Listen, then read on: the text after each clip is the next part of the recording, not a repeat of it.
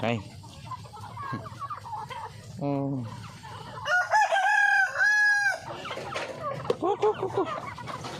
อันนี้อ่างกบน้อยกบน้อยนะกำลังแตกเนาะนี่งอยคนก็มี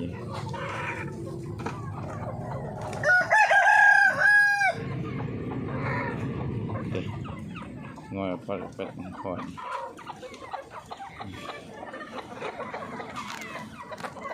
หาไก่ก่อนไก่ก็ไม่ได้แล้วมาเดี๋ยวไก่50ปลายเวลาทำไม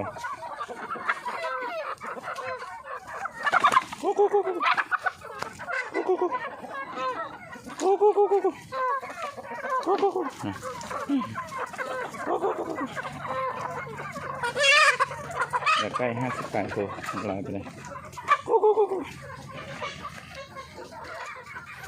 ขังหัวหันมัน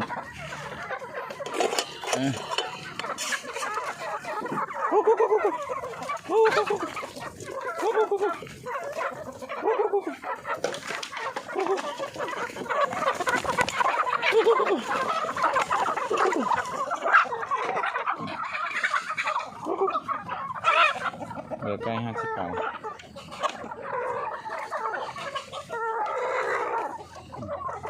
ตัวดื้อกันยังร้อยตอนนี้ดื้ออยู่นี่ยังร้อยอยู่ยังตลาดใกล้พักอยู่ก็มีเนาะพักอีก2 แม่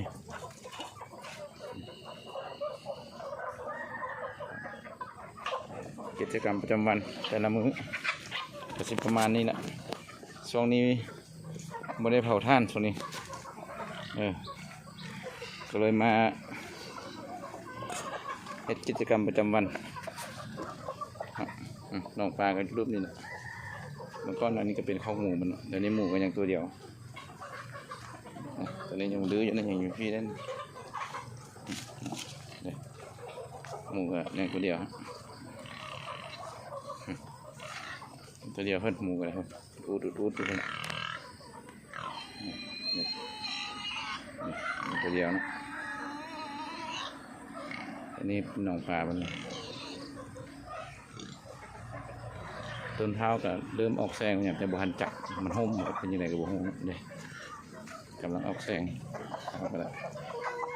แต่จะได้กินมากออกแสงข้างหน้า